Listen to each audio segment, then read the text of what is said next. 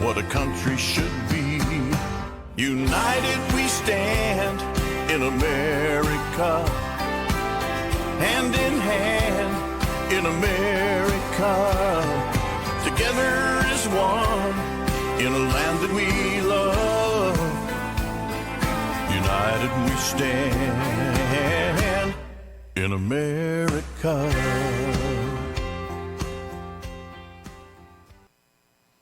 Good morning, everyone. Today is Wednesday, December 11th. We got that established, didn't we? My name is Dr. Mary Byrne, and I have a good friend with me, Lisa Meeks, who is also a Christian devoted to civic engagement and waking up the church in terms of its obligation to further the boundaries of the kingdom.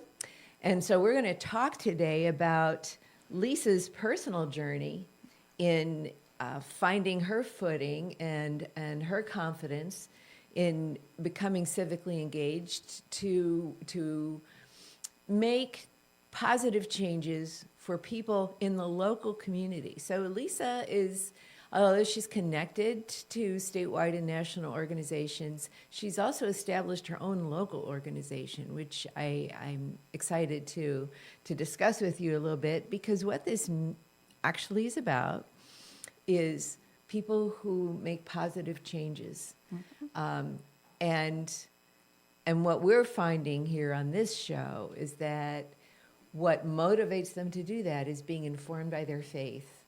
That if we're not engaged, then we're allowing the opponents of God to take over our culture and to have sway over our children. Yeah. So we cannot expect a couple of hours on Sunday to be enough to combat that. It has to be a way of life for us. Do you agree? Yeah, totally. Right. So, Lisa Meeks, tell us a little bit about yourself. Well, I'm originally from Michigan. Sorry, I'm not a native, but I adore Missouri. It is my home now. I mean, I've been here for 26 years. And I love actually the thing that everybody hates about it, that the weather changes, because in Michigan you're stuck in snow. Here it's like the sun comes out. Yay. But yeah, I was your typical American family upbringing. We just weren't involved in politics. I knew nothing about it. I think my mom got involved in one campaign. They voted maybe, right? Yeah. I knew we were raised Democrat, but I didn't know what that was. And so when I registered, and then I'm like, I don't agree with any of these people because I was a Christian. And then I was like, okay, I must be a Republican. So, but then some of them I didn't agree with. I'm like, okay, what am I? And that's when at 18 I started raising my nephew because of a family issue. And Here in Springfield? No, this was still in Michigan.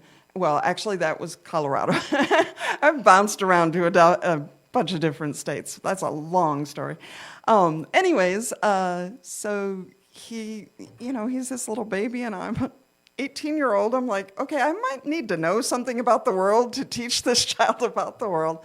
And so I started studying about our history, which is amazing. The Christian heritage of America is... So at 18, you had to start educating yourself. Correct. Because the education you got in school was not adequate for preparing you. I think we had a half a semester of American history. Wow. We had other countries, other religions and stuff, but America, no. And it's amazing, seriously. I started... That would be the multiculturalism Yes. that is actually from the UN. And I've said this before on air, is that if a country is a member of the UN, and particularly UNESCO, what that country has done is agreed to implement the UN agenda. Mm-hmm. And so although that's not widely advertised and you won't hear it on mainstream news, it's a fact. Yeah. And one of the reasons the U.S. Department of Education is so toxic is because the administrations, the presidential administrations, have been fulfilling that commitment to globalism. Mm-hmm. Reagan got us out of UNESCO, the United Nations Education and Scientific Cultural Organization. Reagan got us out because he understood you're giving up your national sovereignty. Yeah. But George W. Bush, the second George Bush, put us back in. And since then, it's been this slow march through the institutions, particularly education with UNESCO, to basically abandon our American culture and heritage and respect for the Constitution and inch towards globalism. It's the frog boiling in the warm water, and then it's being turned up. And right now, I think our country is so close to that sense that we're losing this battle, Yeah. that now we're waking up. But you had woken up to it in 1992. Well, I first encountered Peter Marshall Jr.'s amazing history books, The Light and the Glory, From Sea to Shining Sea, and Sounding Forth the Trumpet, which takes he was able to go to the actual documents, and he has a huge bibliography of the actual documents in D.C., and it takes our history from Columbus all the way up to the Civil War, and then he passed away. Yes. He was going to go to modern times, and I wish he had. But Wall Builders is doing that now. But then I encountered a man named Howard Phillips, who was in the Reagan administration, and he was at a homeschooling event I went to, and he said, well, you got two parties, and they're both going off the cliff of socialism. The Democrats are going really fast, and the Republicans are going a little bit slower, but they're both heading towards socialism. Yeah, you notice there's never, even after a Republican administration succeeds the Democratic administration, there's no repealing of what the Exactly. Democrats put in place. So actually, they're complicit. Exactly. And I think, for me, the only reason I'm registered as a particular party is because I'm pro-life, and we'll get to that later. Correct. And clearly that issue has been rejected by one party, and although it's no longer enthusiastically embraced as it was when Phyllis Schlafly was alive, Texas in particular, I think, encouraged the abandonment of that as a platform plank in the last 2024 Republican platform. That said, they didn't reject it outright the way the Democrats have. So, Well, I got involved Howard Phillips started the Constitution Party, so I started getting involved in that, and I was warning, the people around me, I'm like, oh, it's not that bad, that's overreaction. We won't get to that part, Yeah. The Republicans will save us before we get there. And so I just kind of shut down. I was like, well, if nobody's going to listen and nobody cares, I'll keep studying because I want to know what's going on in the country, but I didn't know what to do. and then you start looking around for other individuals that you can kind of commiserate with and say, I know this, do you know this? Okay, we both know this. Now, are there other people? And you try to expand the network, and that's basically how it goes. But when your government's going bad, eventually it gets into your life. You can't have, I'm going to just stay in my life. It's not going to affect me. It's like the poem about the hangman. They came for this group first, then they came for, and then they come for you. And you didn't speak up when you seen the first things happen. And so that happened for me in COVID because I have physical condition. I was poisoned by a refinery when I was 12 years old. And so I have reactions to like perfumes and hairsprays and, different products that contain that chemical. And so I have a lot of respiratory allergy reactions. And when I was wearing the mask, it felt like I was suffocating because my lungs couldn't handle it. So I couldn't, do what they were telling me I had to do. Yeah. And I realized, well, they're infringing on my freedom. And then I realized I voted for some of these people. And it wasn't the federal, it wasn't the state. All of them were saying I could do whatever I wanted. It was our local government. Yes, And the that's health when it occurred to departments. me, local is affecting my life more than these others. And I haven't paid attention to these at all. I didn't know who these people were. Yeah. And so that's when I started getting involved and try to get some people that I did know were better elected. And then when the election came, I got another great awakening that only 13% of, not our city, 13% of those registered within our city actually go out and vote for local elections. So it's nearly impossible unless we, the people, stand up and go out and vote to win anything, because the powers that be just send their people in to vote, and it's really easy to win at 13%. Yeah, and this assumption that a candidate within a certain party is going to align with the party platform that you might agree with is wrong. Yes. It's wrong. Oh, very much so. Okay. And, once they get in those environments, like up at the state capitol, where they have to do, it's not governance that happens up there, it's horse trading. And people have to understand that there's a negotiation over legislation. Any piece you're working on, the legislators are looking at, well, if I vote for your bill, will you vote for my bill? It's not about the content of the bill, whether that's good governance or not. It's about horse trading. Mm-hmm. And the biggest horse trader in the state is your governor. That is true. So it's very important to know what the legislative history of any candidate running for governor was, so that you can understand basically the pattern and behavior of that person. Well, any candidate, really. And then any candidate. But the threat of having legislation not signed Yes. is a big threat. And so you have to be comprehensive in looking at, okay, if this is the composition of the House, I also have to guarantee that this legislation is going to be supported in the Senate, and that we have a governor in the office who's going to sign it. Mm-hmm. It's a comprehensive package.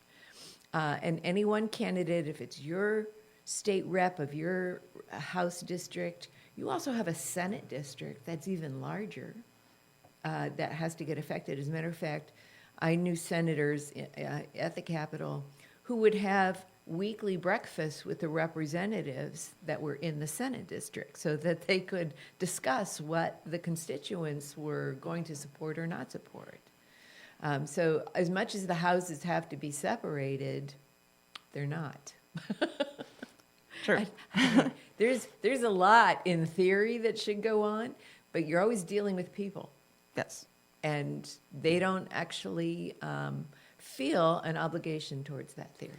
Well, one thing, when I was doing the door knocking, I'd encounter multiple people who would just say, well, are they Republican or Democrat? Because that's all that matters to me. And I'm just like, it's more than that. Yeah. You have to look beyond, as you were saying. Well, as I said, I was in Constitution Party, but it ate itself alive when Howard Phillips passed away, because one group wanted to go one way and one wanted to go the other way. So right now, yeah, the Republican Party really is the only one standing and that's what primaries for are for. Christian. There's a menu of people in the same party that you have to decide who's going to be your representative in the general election. Right. So you can't just assume all of those people in the primary of the same party have the same position. Exactly. Primaries basically get abandoned. People wait for the general, and the real selection process is in the primary. It's in the August election, not the November election. Well, you have to look at their voting records. Exactly. Because there's a lot of people that have that R behind their name, Yes. and yet one in particular is voting 99% of the time with Democrats. You mean That one does of our not Springfield make- people? Yeah. Yeah. We know. So that obviously is not a Republican when you're voting 99% of the Right. time with And the party Democrats. isn't vetting those people. Correct. It has to be you, the voter. Yes. And that's where I was sitting with my friend Deborah Barker, and we were like, well, how do we reach the other 87%? How do we get them to wake up and go out there and vote? Because if we got up, we would win these elections, and we need people to know. And so I asked a friend who didn't vote, why don't you vote? And she goes, I don't know who these people are. I was like, well, the meetings are online. You could watch it. And she goes, I don't have time to watch a 2-hour meeting, I was like, okay, what if somebody did like a fun event? You come out, maybe once or twice a month, and they tell you, okay, this is what happened at the meeting. This is how they voted, so that you know who the people are. Well, I could do that. And so that's where Lemons to Lemonade began. Interesting. Deborah and I Interesting. go out and give free lemonade to get people to come to the table, and then we talk. Do you know this is going on in And where do you Springfield? put your lemonade stand? I wanted a north and a south location, so nobody had the excuse of it was too far to drive. So on the first Saturday of the month, we are out at El Poblano, which is just off of Kansas Expressway. And then on the third Saturday, we are at Godfather's in Springfield, which is over around Sunshine and 65. It's a little bit back a ways. Everyone's like, I didn't know there was a Godfather's there. They all know the Waffle House. Waffle House, Subway, Godfather's.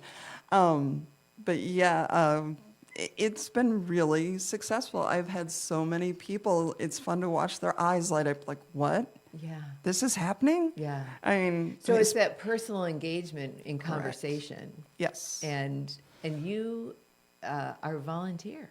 Right? Yes. This is And I don't take any donations for it because the minute you start taking donations, you have rules and regulations over what you can and cannot say. And the only thing we pay for is lemonade and cups. So it's like, it doesn't cost us to be able to be out there and, I can pay for the lemonade and cups. But yeah, invariably everybody asked, is this online so I can share it with somebody? And after hearing that multiple times, it dawns on you, maybe you should take some time and do that. So that's what I'm doing right now. It's the phase 2. Yeah, the events are on hold until next March so that I can work on the website so that it's available. But I'm still going to do the events because, as I said, I have to reach the people who aren't at meetings. So do you have these conversations around election time, or is it all year long? All year long. All year long. Yeah. Bless your heart. First and third Saturday, we're out there. The cold weather gets to be a challenge, and that's usually when we take our breaks.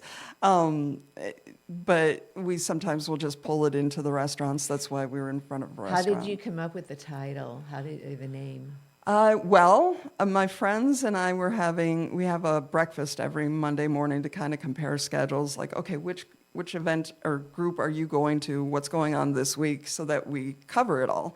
And so I told them my idea, and one of them just said, well, we'll have a party in the park and we'll serve lemonade. And I loved a show that had a theme about miscarriage. The main character had a miscarriage, and there's a wonderful speech in there where he said you could take the sourest lemons and make it into something resembling lemonade. Can you show the lemonade stand? There you go. And So that's Deborah. Tell us about that. That's Deborah. She is our lemon lady. That Okay. is why she has green hair and is yellow. And if anybody's heard the duck song, where the duck comes up to the lemonade stand, that's kind of become our theme. And so all the kids get a little rubber duck, and so she'll be interacting with the kids, and while the parents are learning about what's going on in Springfield. And then you can see at the other end there's the lemonade. But yeah, and then that black just looks like a black square in front of my car. On the other side of that is actually just stacks and stacks of papers. Because, see, I was old-fashioned, so I have everything printed out in paperwork, and that's what everyone's like, well, no, I need to share this online. So I'm having to update myself to the modern generation. Yeah, I hear you. Well, it's really fun. She dresses up like a lemon. Yes.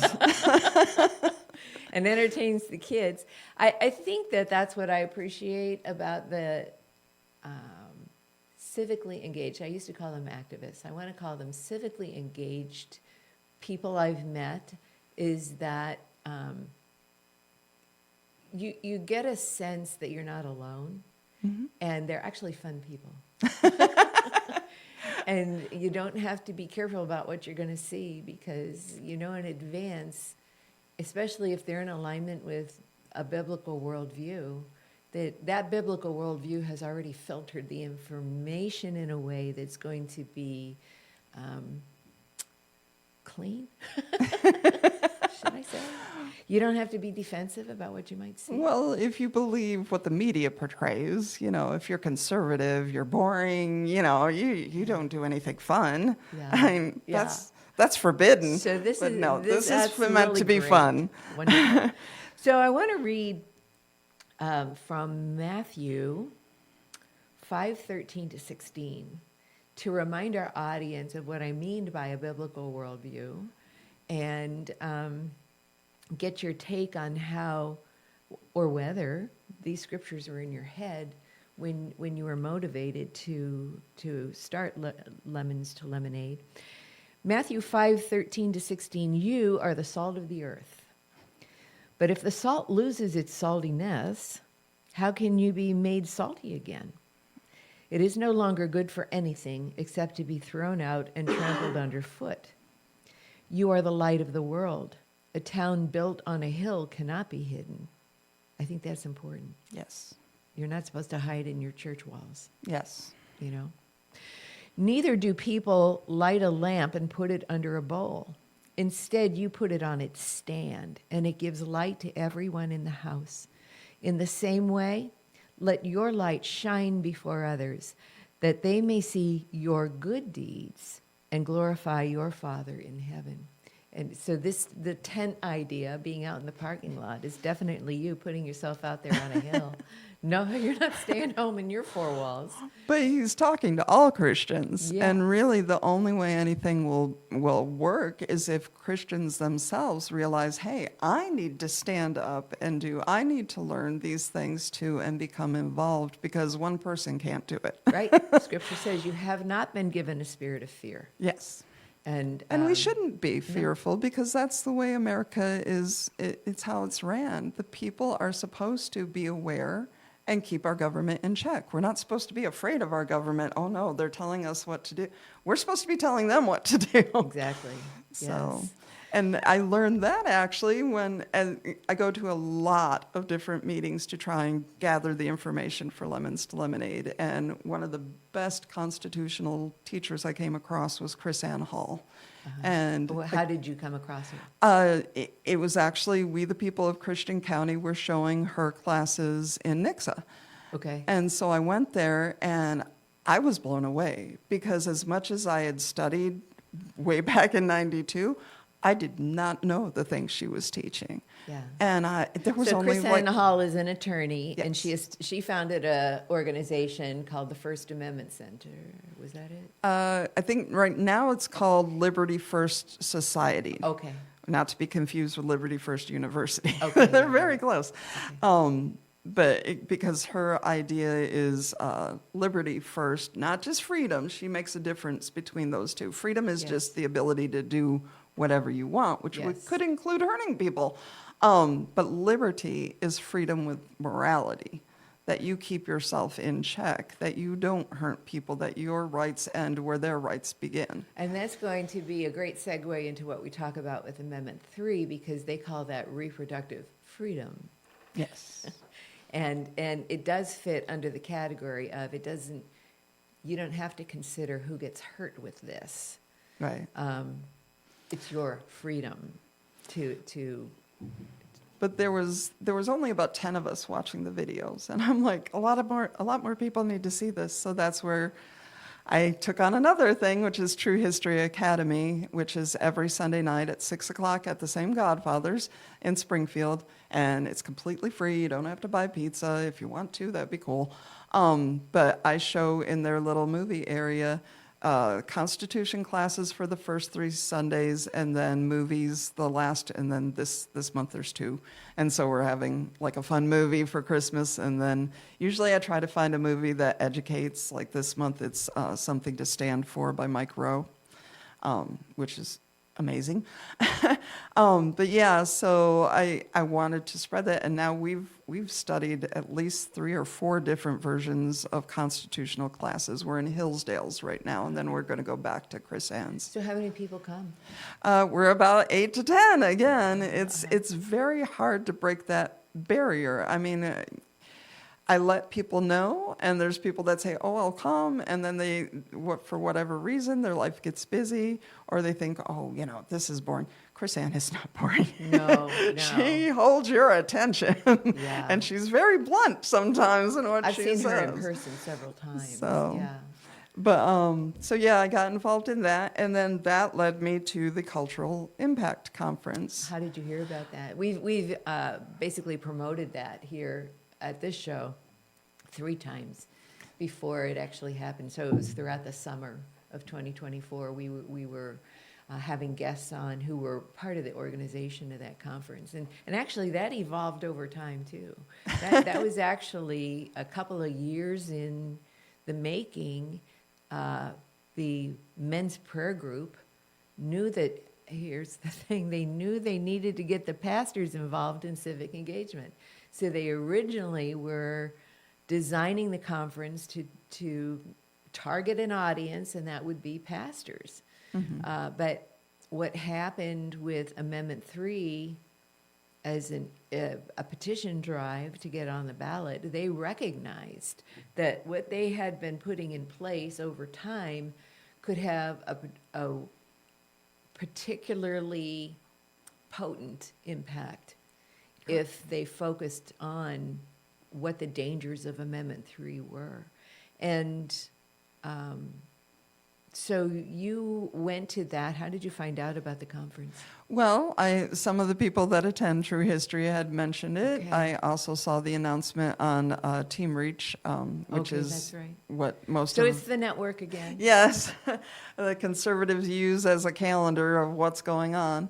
And then I also listened to Jack Hibbs, who of course has Seth Gruber on quite a bit. And so I was on Seth Gruber's list, and he mentioned that he was going to be speaking there, and that I wanted to hear him. He is Jack so Hibbs full of in information. California, Calvary Chapel. He was actually the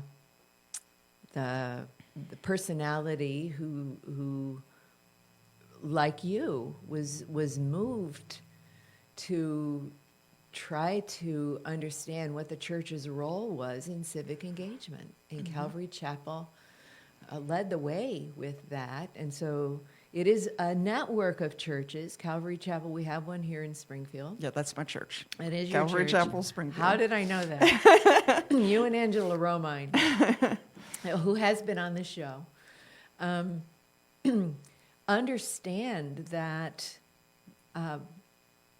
if God's people are the witness of his love, they have to be out there in the community witnessing. Exactly. And it's not just,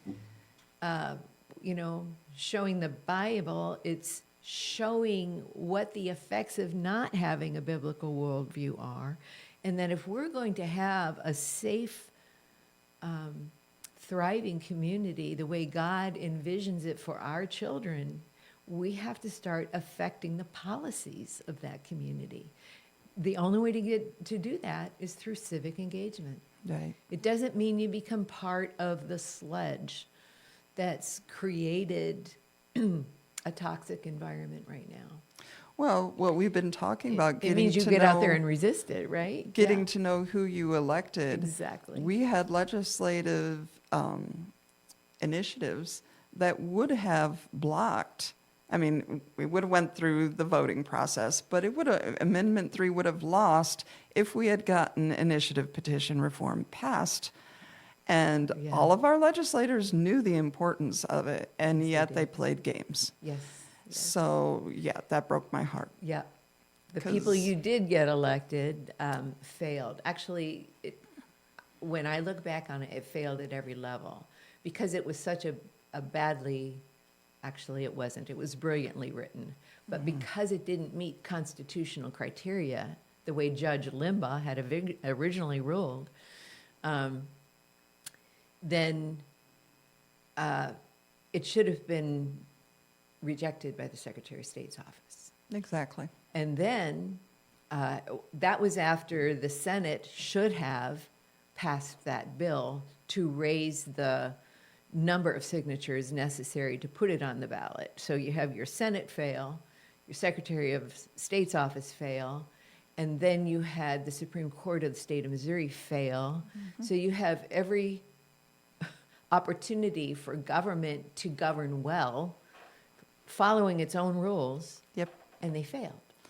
And that's one of the importance of the people really understanding not just the federal constitution, but the state constitution, which it's one of the things with Lemons.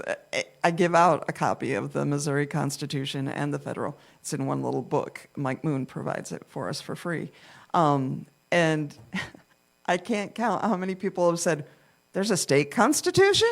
I didn't know there was such a thing. And I'm like, I go to yeah. hearings and read it to the legislator at the hearing saying, you're not quoting this part of the Constitution, the state Constitution you swore to uphold, and their eyes grow big because basically they've been caught.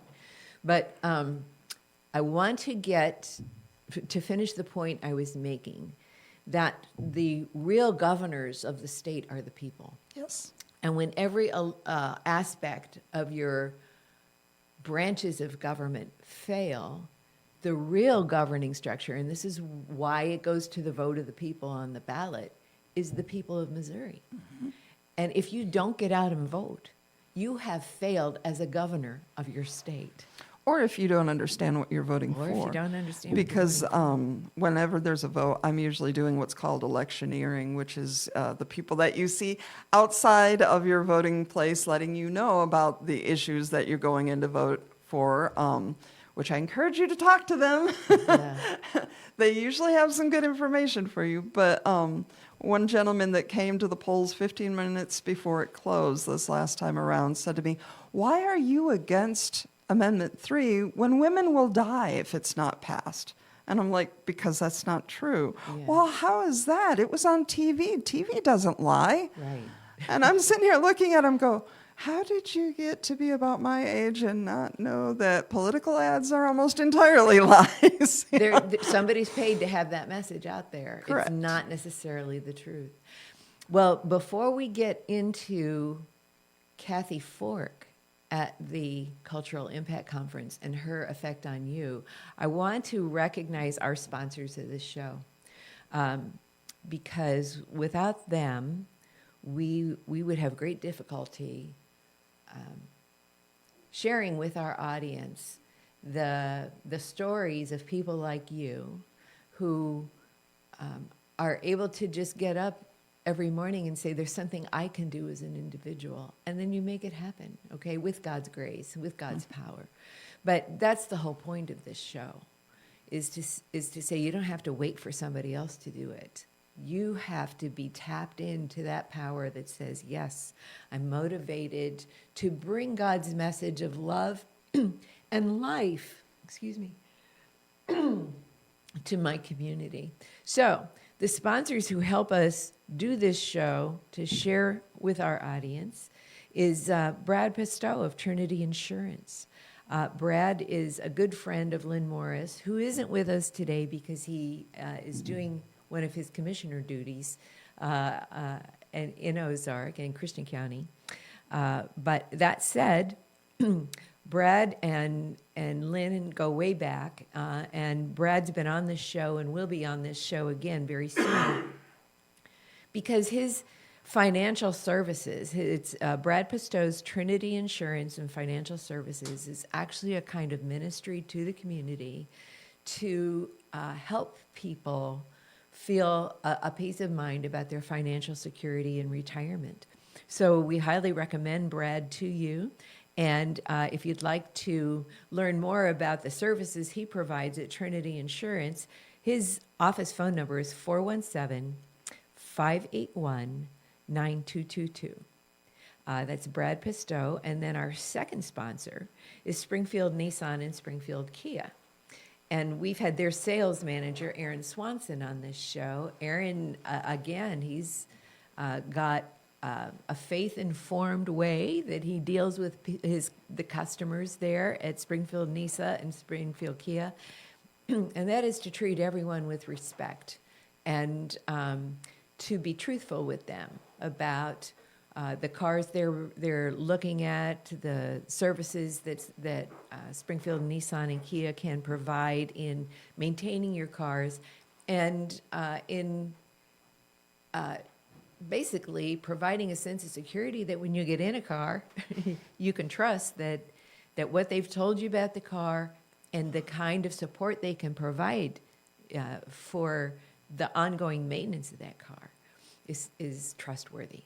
So if you would like to investigate, and this is a good time of year at the end of 2024 to investigate new car purchases, because the prices are wonderful at the end of the year as they try to get rid of inventory and bring more of the 2025 cars onto the lot.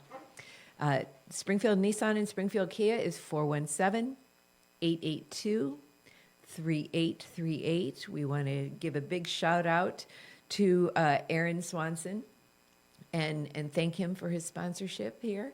And now we can move forward with continuing our discussion. So at the Cultural Impact Conference, which was in September, Kathy Fork, who's the director of 40 Days for Life in Columbia, was one of the panelists explaining the dangers of Amendment 3. And you said that she had a particular impact on you.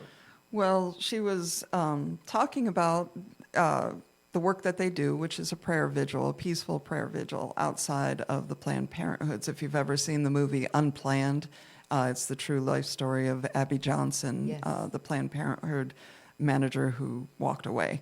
And had abortions herself. Yeah, But she didn't understand what really happens until she saw it. until she saw it on a sonogram, I think. Yeah, they asked her to step in to help out, and she realized what she was doing and Yeah. what she had done, Yeah. which broke her heart.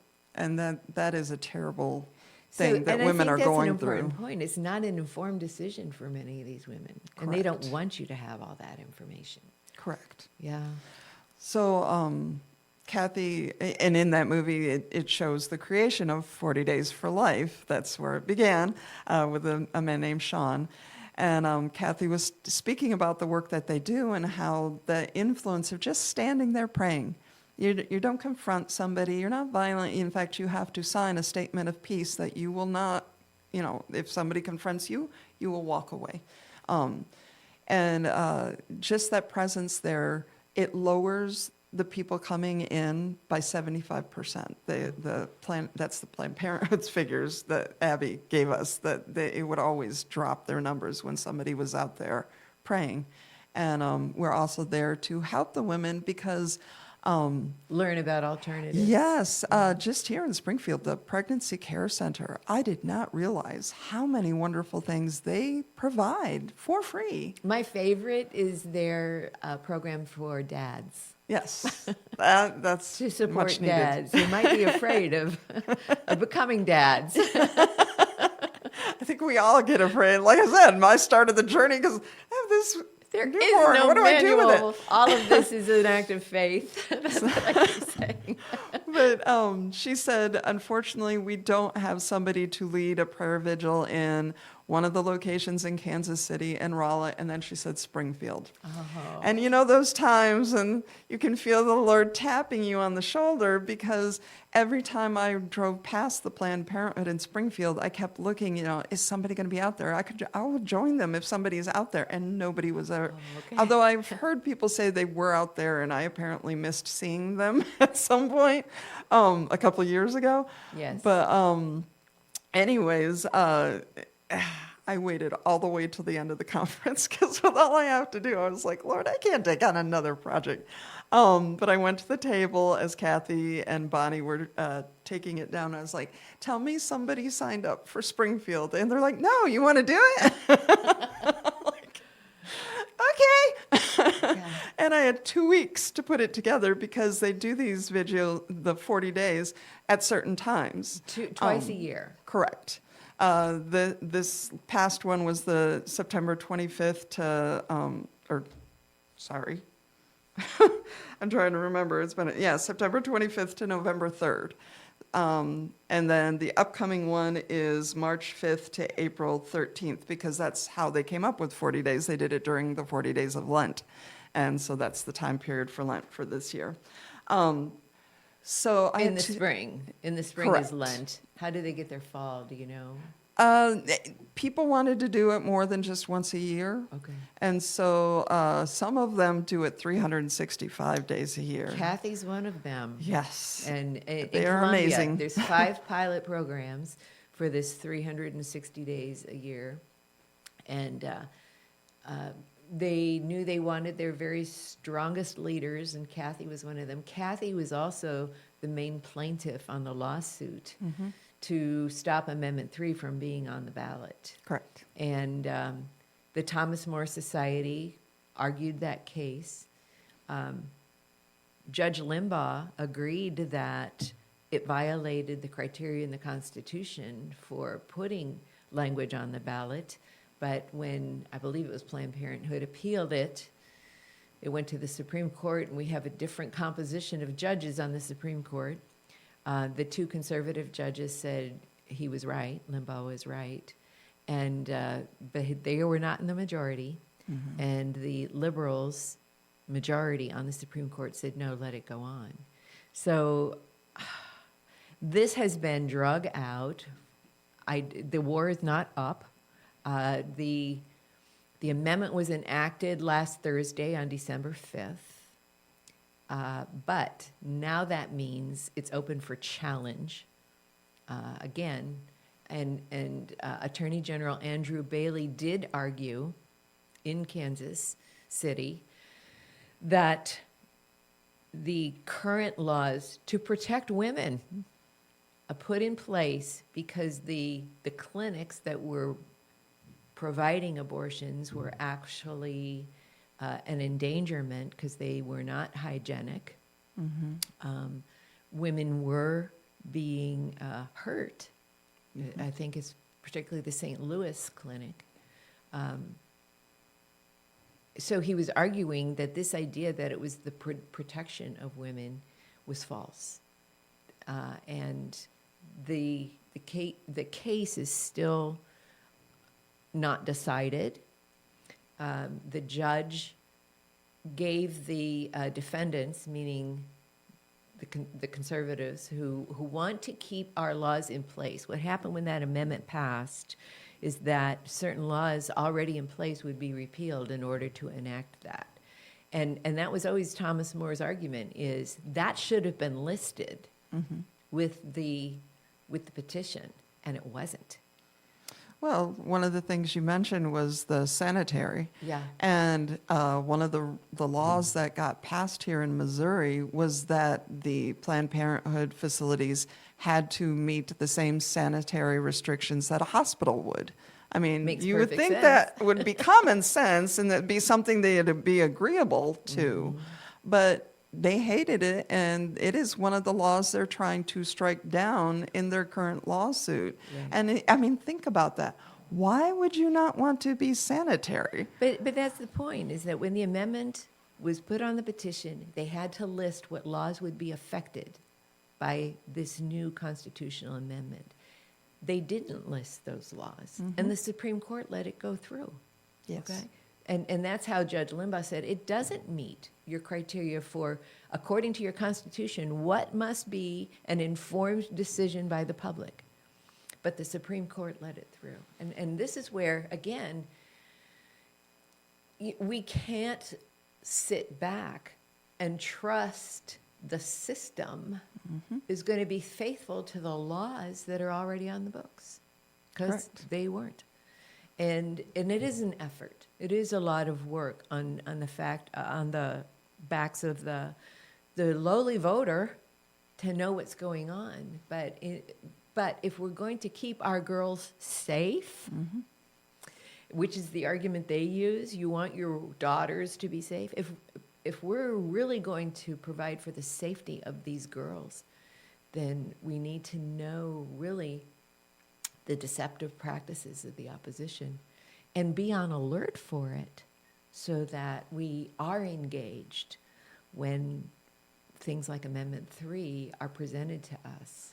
Well, when the law went through about having the sanitary restrictions, there's a picture, actually in that picture, of the equipment that they found that was covered Dennis, in mold. can you find that? It's the equipment in an abortion It's clinic. basically, See, see a the woman's gentleman holding in the it up. hat? The woman next to him is holding the picture of Okay, got the it. equipment that was covered in mold. Mold. And they were currently using that to perform abortions. Yeah.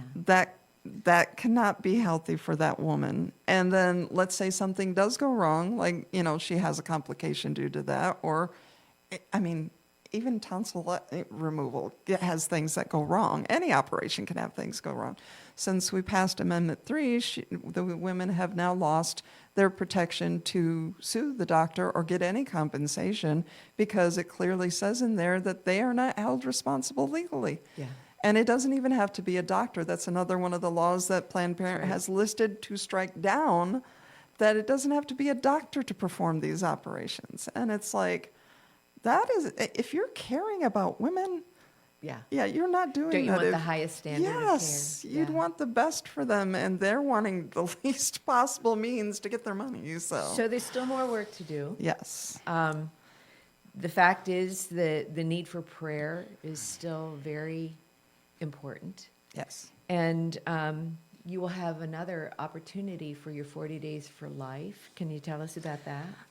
Well, we have inspired, this one isn't being put on by 40 Days for Life, but a lady, Sister Janine, was inspired to lead a prayer vigil on January 22nd Here from in noon Springfield, to 1. Sister Janine? Yes. She led the one on December 5th. That was was the there, day that yeah. Amendment 3 was supposed to take place, and then I was Or the leading the court was arguing. Yes. Andrew Bailey, Attorney General Andrew Bailey was arguing the case to maintain our protection laws here in Missouri, while Planned Parenthood was arguing you have to repeal those laws to have this constitutional amendment come into effect. Yeah. So that, like I said, that court case has not been ruled on yet. The judge gave an extended time for the defendants to respond to the claims of the plaintiffs. So the next time for an actual 40 Days for Life sponsored event is March 5th to April 13th. I will have. That will be the Lenten observance. Correct. Okay. And at the 40daysforlife.com, they provide the leaders with a sign-up calendar, although you have to re-sign up each time because they clear the calendar out so that they don't have a bunch of space being used on their servers. Springfield's, as far as I have checked this morning, is not up yet, but it could be up right now for all I know. But as soon as that comes up at 40daysforlife.com, you can sign up. The hours available will be from 7 a.m. to 7 p.m. We do ask that you try to have somebody with you because we want at least 2 people out there. We did not have a whole lot of disturbance, but there's times that there were people that came up and tried to start something, and we were trying to be polite, move away, and you want a witness around to say, hey, we were polite, and this is how we behaved, and it's a good idea to record it as well. Yeah. But yeah, it's just safety in numbers. And Brian Seitz, State Representative Brian Seitz, was there on December 5th. He was there on the 3rd. On the 3rd. Yeah, okay. we had a vigil on the 3rd and on the 5th. I that's wasn't right. able to come to the 5th because I had prior commitments. But yeah, he came out to speak on the 3rd about what is going on and to update us about the court case. And I mean, so many people don't know about like the ambulance picture, which was what the gentleman was holding.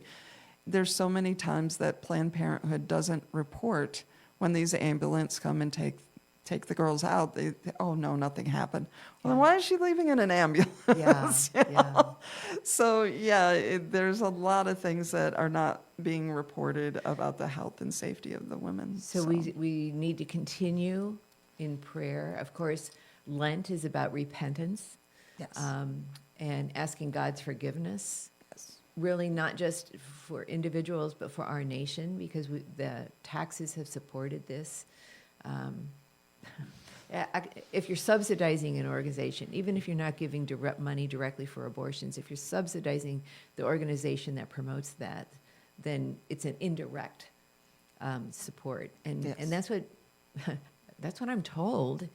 Elon Musk is going to target in what is not constitutional, what Congress never intended to be funded. So you can imagine the opposition is just in a panic mode about trying to use state laws to put in place what is now weakened at the federal level. And that means, audience, that at the local level, you are going to be responsible for what happens in your state. It's not, you can no longer say, well, there's nothing we can do to control it. It's coming out of Washington, D.C. That argument will not be valid. Mm-hmm. And you, as disciples of Jesus, who respect God as the Father and the Creator of life, have to engage to protect the creation of God because He loves it. And that's what churches need to be telling the people sitting in the pews. That's what pastors have to awaken to, and trust me, I'm shaking that tree. It's not a safe issue because there's too much at stake for the opposition. It's not safe. But if you have courage and faith in God's promise to protect His people as they advance the kingdom of God, then whatever sacrifice is required of you, you'll make. And that's why we enjoy having you on this show, because you stepped up. Well, one of the things I wanted to stress here, I feel abortion is the number one priority for our country to repent about. And you actually have a personal experience with that. Yes. You want to tell the dads? My mom had toxemia pregnancies, and I always say our family is living proof that the only way not to have a baby is abstinence. And then my friend said, well, what if you're Mary? And I was like, that's not fair. Yeah, she almost died after my first brother was born, and so she tried condoms. Second brother was born. She tried the pill. 2 years later, my third brother was born. IUD. Then my fourth brother was born, and then she had her tubes cut and tied. Both of them separated an inch apart. And she said to my dad, well, I'm sorry I never got you the daughter that you wanted. And he was Pentecostal. He's like, well, if God wants me to have a daughter, I'm going to have one. And she looked at him like, yeah, you don't understand what I'm doing right now. And so that worked for 9 years. And then she was actually going to go have a hysterectomy for a different health issue. And in order to have one, you have to have a pregnancy test. And hello. So the doctor, this was 1971, right around Roe v. Wade, and he said, you're not going to survive this. You didn't do good 9 years ago. You're older, and you can't have this child, have an abortion. And my mom said, no. If God put a child there, I'm going to have this child.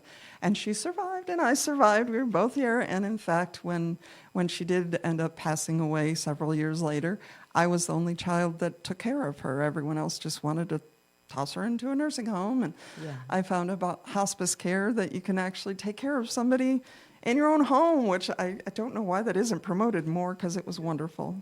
Yeah. So. Yeah. It's what families do. Yes, and you don't know who that child is, yeah, and who they would be in your life. And so for me, I always felt like I can't be silent on this issue because I lucked out when there's so many millions that are not. And how many things could be different in this world if we had had those people, and who knows what they would have done. Yeah. And to me, that is sad, and that is something that we need to be praying to the Lord for forgiveness. All right, so if you're interested in 40 Days for Life, you can contact Lisa at... Lisa, 40 Days for Life, SGF at yahoo.com. I'm sorry, that's really long. They wanted me to be specific as to which vigil I was using, so I'll repeat it again. It's LISA, and then a 40, Days for Life, SGF at yahoo.com. All right. Well, thanks so much for joining us today. We're going to continue to pray that God blesses your ministry, all of them, ministries. But in particular, we want to focus on 40 Days for Life and keep this case before the Missouri courts in your prayers, because God's not done with it yet. Amen.